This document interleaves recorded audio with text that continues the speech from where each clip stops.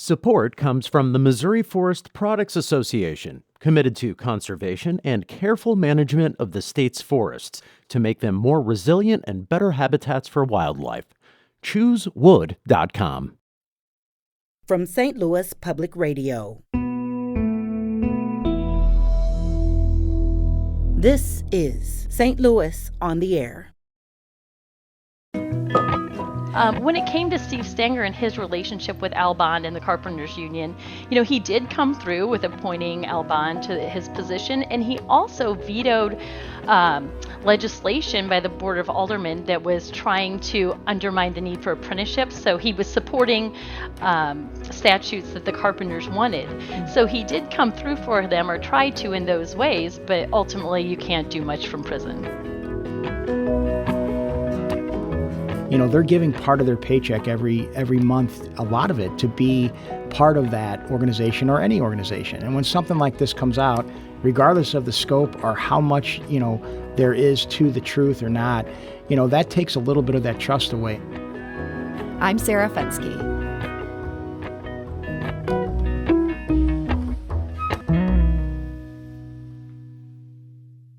Last week, the St. Louis Post-Dispatch's Jacob Barker had a big scoop for anyone who cares about local unions or local politics. He reported that the United Brotherhood of Carpenters had shuttered its St. Louis Regional Council. Oversight of St. Louis area union locals was moving to the organization's Chicago office. So what caused the move, and what does it mean for people here in St. Louis? Well, joining us now with some perspective is Anita Mannion. She's an assistant professor of political science at the University of Missouri St. Louis. Anita, welcome back. It's great to be here, Sarah. And we're also joined today by Pat White. He is president of the Greater St. Louis Central Labor Council. Pat, welcome back. Oh, it's good to be on. So, Pat, break this down for us. What does it mean that the St. Louis Regional Council of the Carpenters Union has been shuttered? Well, basically, all the locals, and there's 7 or 8 in the St. Louis area alone, they all belong to what they call a regional council that has locals from Kansas City and Southern Illinois. And they represent upwards of 20,000 members in, the carpentry industry, whether that be cabinet makers, millwrights, and, folks that floor layers. So they all have their own hierarchy in their own locals, but everything funnels up to the regional council. And they've got numerous regional councils throughout the country. I guess the closest being Chicago, which that's how, I guess that's what they decided to, would be the best since it's the closest. So they did dissolve St. Louis and Kansas City, which really hasn't been combined for very long. I'm not sure exactly, but it's been within the last 10 years where they brought Kansas City in. So they basically all of the hierarchy from the different locals in the St. Louis area, which I'm more familiar with, will, instead of reporting down on Hampton Avenue, will be reporting to Chicago. And Pat, before we get too deep in the weeds here, your union is part of the AFL-CIO. Historically, what's been the relationship between you guys and these carpenters? Well, it's funny because the Carpenters Union started in St. Louis. Peter McGuire started it in the late 1800s, and he actually was a founder of the AFL and then the CIO and AFL combined in 55. So up until, say, 15, 20 years ago, it's been, a great relationship. There was some dispute that's went on at one of the casinos a few years ago between a couple of trades, and at that time the carpenters decided they weren't going to be part of any of the councils, whether it be the Building Trades Council or the AFL-CIO. So they actually dropped out here, and then they dropped out nationally. We do come together on a lot of things. When we fought Right to Work in 2018, they were right there with us.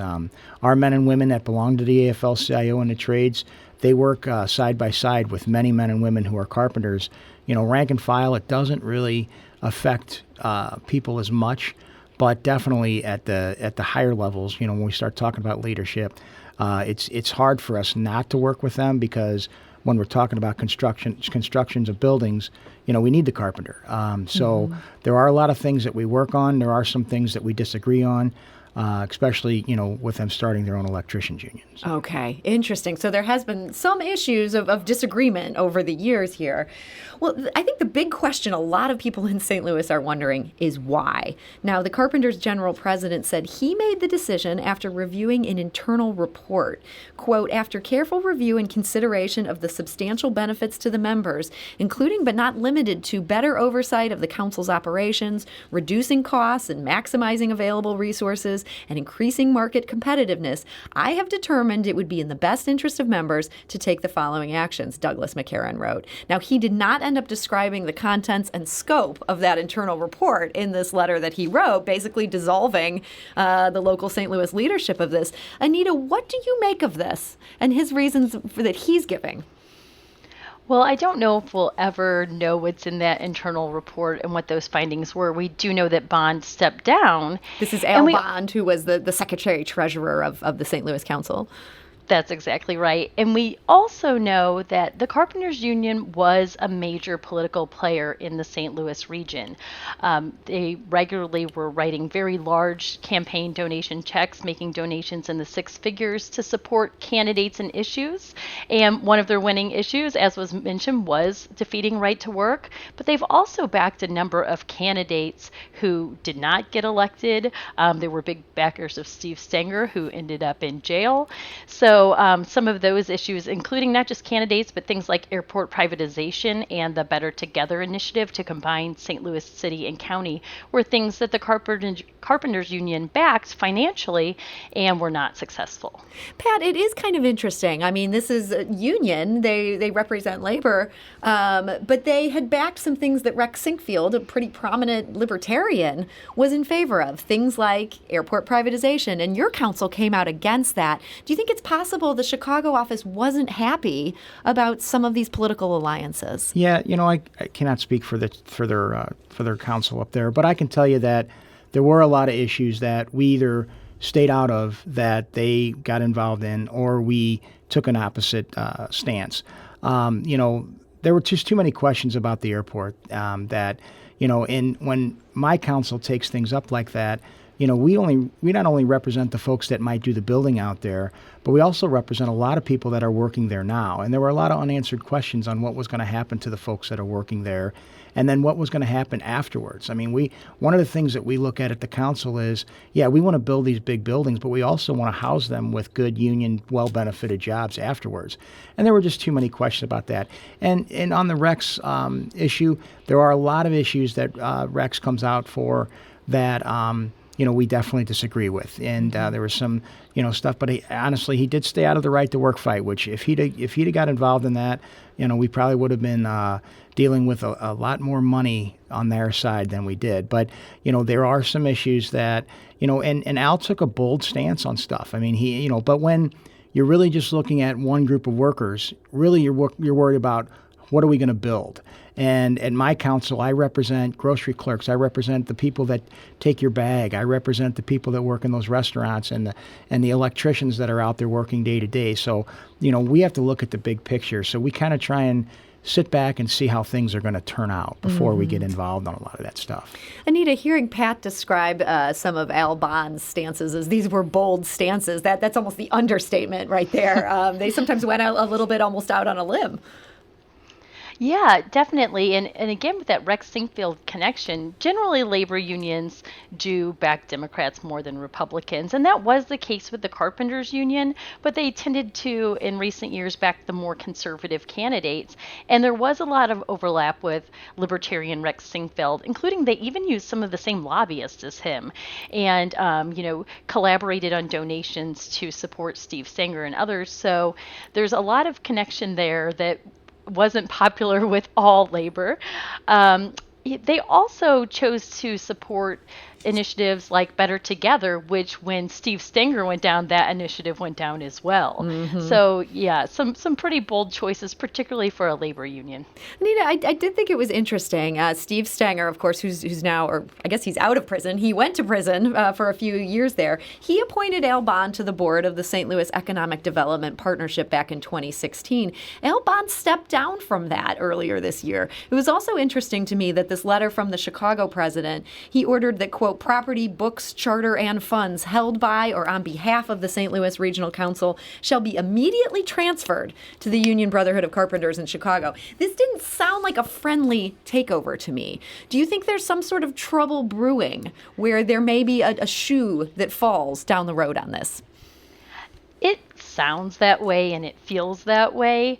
I think that there's a lot of questions about some of these things. And I think that when they talk about the funding and where it went and how their membership is going to benefit, again, as I said earlier, I don't know that we'll ever know. So that shoe may drop quietly. It might not be publicly, but I do think there are some things going on. When it came to Steve Stenger and his relationship with Al Bond and the Carpenters Union, he did come through with appointing Al Bond to his position, and he also vetoed legislation by the Board of Aldermen that was trying to undermine the need for apprenticeships. So he was supporting statutes that the Carpenters wanted. Mm-hmm. So he did come through for them, or tried to in those ways, but ultimately you can't do much from prison.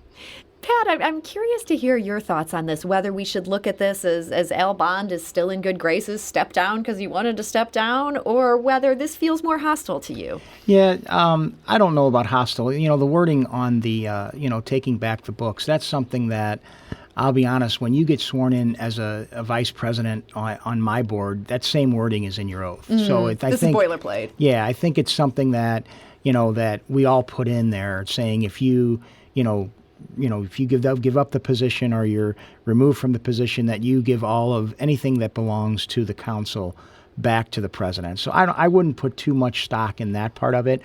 But, I think, it's probably correct that, a lot of stuff gets stopped when someone resigns. I cannot speak on what is happening internally. Like I said, they're not part of our council. But, usually when something like this happens, the other shoe may drop, or this may be the way to keep the other shoe from dropping. But I'm not familiar with that. But that wording, I'll be honest, is probably in everybody that gets sworn into every board, whether it be mine or somebody else's, probably has that wording in their oath. So there's a man named John Gould. He's a former compliance officer in this union that now has been subsumed by Chicago. And he ran against Al Bond. He ended up suing the union in 2016. He alleged that, quote, union dues are being appropriated, stolen, embezzled, and converted from the union coffers to inflate the pensions of Carpenters officials without the consent of the union members. He's been kind of outspoken lately. He tweeted recently, the news of Al Bond finally being removed from office was welcome news, but his actions meant 22,000 members had no say when their council was stripped away. This is pyramid leadership at its best. McCarran at the top, referring to this the chapter president or the regional council president in Chicago, squashing everyone below him, as Bond did in STLKC. Pat White, thoughts on what impact this could have on the rank and file, where Al Bond was their guy? Well, McCarran is actually the international president, so he's in charge of the whole country.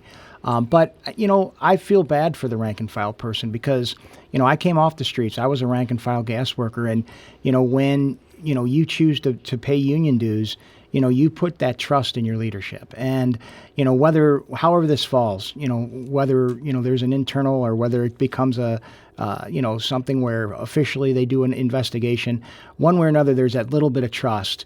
When you've got these men and women out there working on buildings, hammering nails and laying concrete and everything else, they're giving part of their paycheck every month, a lot of it, to be part of that organization or any organization. And when something like this comes out, regardless of the scope or how much, there is to the truth or not, that takes a little bit of that trust away. And that's part of, because most of us, and I know Al did the same thing, and most of the leaders that I have, we all came off the streets. We were union paying. I'm still a dues paying union member, but we are still, we were dues paying union members out there working every day to make for a better life for us and our family.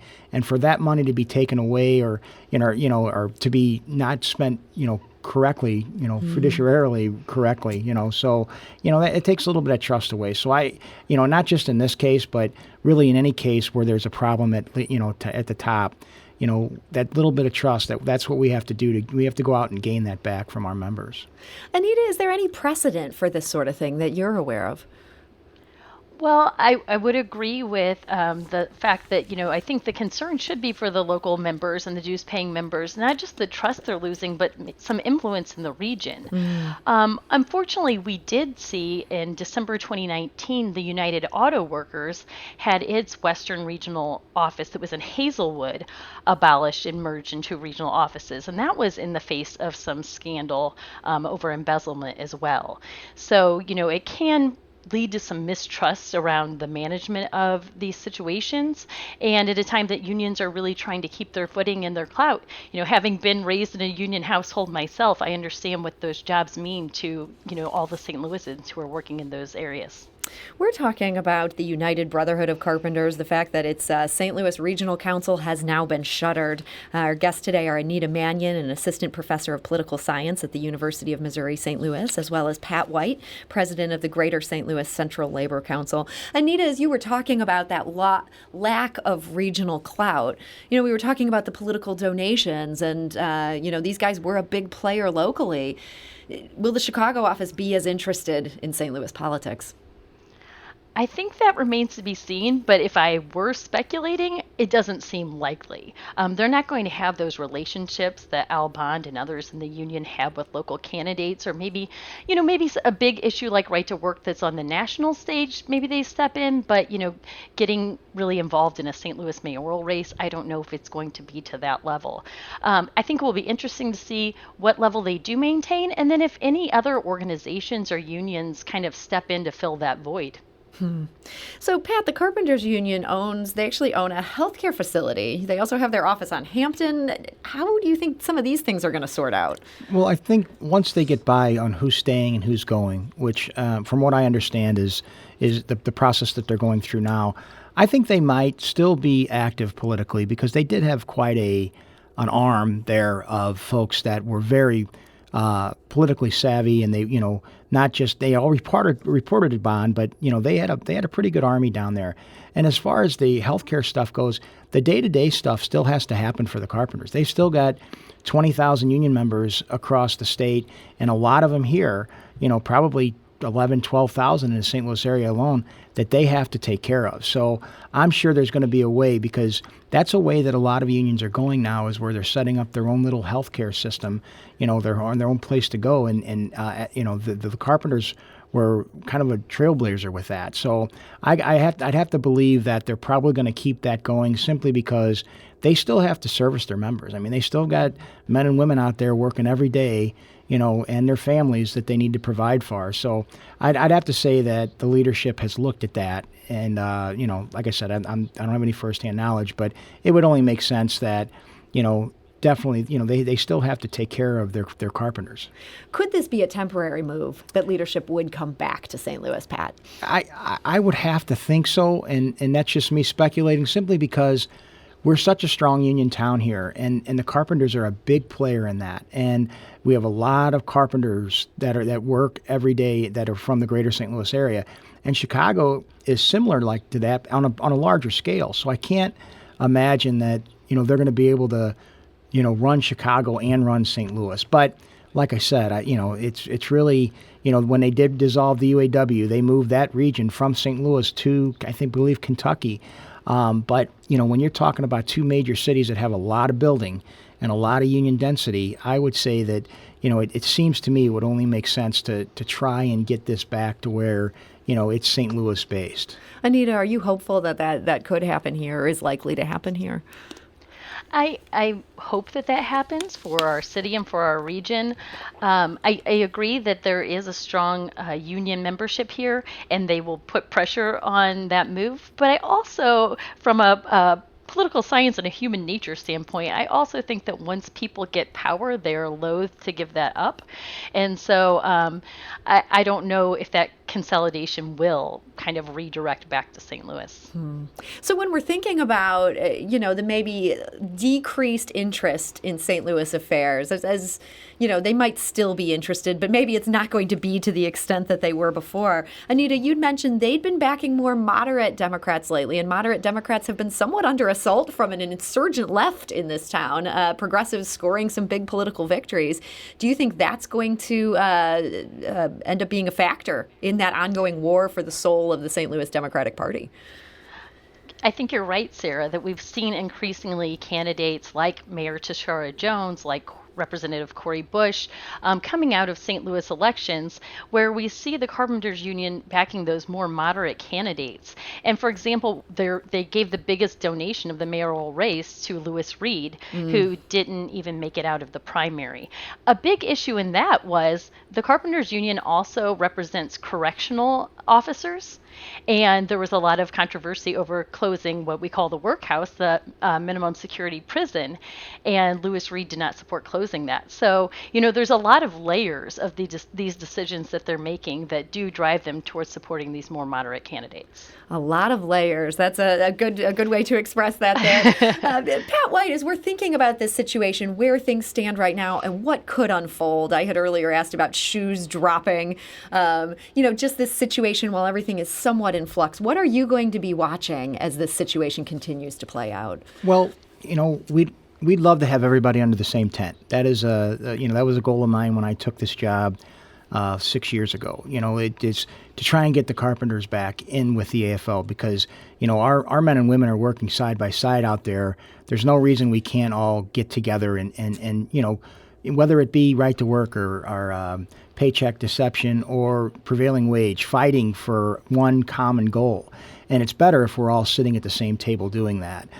So going forward, I would hope that we can resolve something with this electrical part that we have issues with 57 and, hopefully try and eventually, when the dust settles, reach out to the folks in Chicago and say, hey, this is what St. Louis is about. This is where you started. You started your person started the AFL. And along with, the electrician started right down on Dr. Martin Luther King Avenue before it was that, but we should all be under the same tent. And going forward, I hope that, we can make something good out of a bad situation. However this turns out for the leadership of that group, we would hope that in the end, labor can be stronger just by being together. And that's something that I hope to help fester and get with or foster and get with the people from Chicago and say, we can do this. We can stick together. We've shown we can do it as recently as 2018, and it's something that we should strive for because, like I said, I think we all are better when we're fighting from the same group. Well, Pat White, I appreciate you joining us today and sharing your perspective. Thanks. It was great for being on. Thank you. And Pat is the president of the Greater St. Louis Central Labor Council. And also thank you to Anita Mannion. Thank you for joining us today. Thank you. And Anita is an assistant professor of political science at the University of Missouri St. Louis. This episode was produced by Emily Woodbury with audio engineering and podcast design by Aaron Dorr. Our executive producer is Alex Hoyer. St. Louis on the Air is a production of St. Louis Public Radio. Understanding starts here.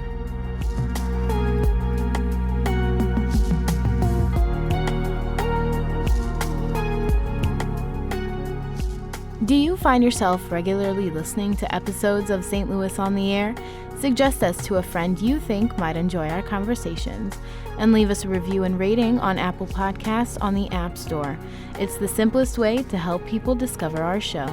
Thank you. St. Louis Public Radio is a member-supported service of the University of Missouri St. Louis.